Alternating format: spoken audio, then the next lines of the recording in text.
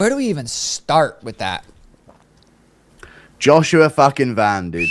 This, we call him in the MMA community, he's our battle gnome. Battle gnome. Because he's so little? He's a little guy, but he's always pushing forward. He's looking for war. He's the battle gnome of the MMA community. And I had Tatsuro Taira here. That was my pick because he is a fucking grappling. Grappling got fucking shut down in a major way at UFC 328. It did. It did. Yes. We love to see that. We love to see that. The crowd goes fucking wild, dude. You love to see it. But Taira has next level, like, dominant positional control. He's not like Chimaev where he's going to hold the hips and drag you around. He'll have mount for a whole round. He'll have the back for a whole round. Yeah. And he'll finish you from there. So I was thinking if he pins Joshua Van, he's only small for flyweight, which is the unluckiest of the unlucky. So it could be a problem. And Van's only been doing it for however many years. Doesn't even know who Demetrius Johnson is because he wasn't around when he first was really making waves in MMA. So yeah, Joshua Van shuts down the grappling of Taira because here's the thing about grappling these days. If you ain't doing shit with it, you're losing. Yeah. Straight up. It takes so much energy to do. If you aren't demoralizing your opponent like a Marab can with just the amount that you're doing it to him, and also mixing in the striking as well, because Marab throws some heaters here and there. He does. He'll throw some bombs. If you ain't doing that, Taira had dominant position over Van for like 3 minutes of round one. No elbows, no damage, no real submission attempts. So when Van got back up, he was just like, that's cool. I can still win this on damage. I'm going to start picking you apart. And Taira's head movement, I mean, he's right there with his chin up in the air, just no spatial awareness. It was fucking, it's almost like he's got limited vision or something. Like the way he was getting hit, just a little bit too close. What do you mean? No, I mean, he did. I mean, he might have had limited vision just because he was getting his eyes were shut. Yeah. You know what I mean? They were swollen shut. Yeah. He looked really like a crazy. bamboo's butt. You know what I mean? It was he did. He was getting stung up. Stung up by Van. How tough is that motherfucker? What do you think? Holy fuck. How tough is I thought he was done. I was like, he's done. Fucking, you could call it. You could throw in the towel. Ref could, like, I thought, I'm like, he's there's just no way to come back from that. And the motherfucker did. And he started winning exchanges, and he got a second wind. And I was like, oh, shit, he might gas Van now. It was back and forth.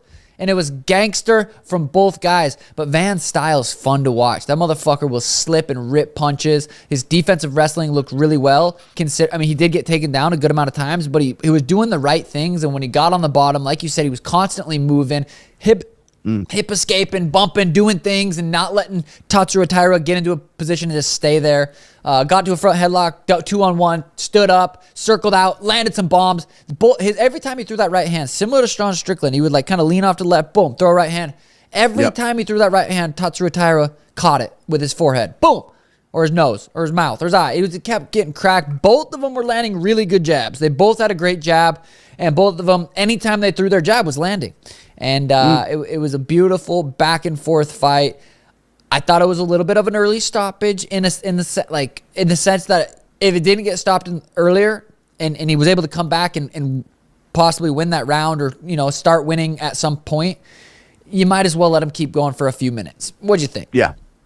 So round three, he gets the fucking whooping off Joshua Van. Yeah. The takedowns ain't working. You're thinking, oh no, Taira's in fucking trouble. Like, he's in big trouble here. He can't get his takedowns off, and now he's stuck on the feet with Joshua Van, who's just fucking pinging his head back. Bang, bosh.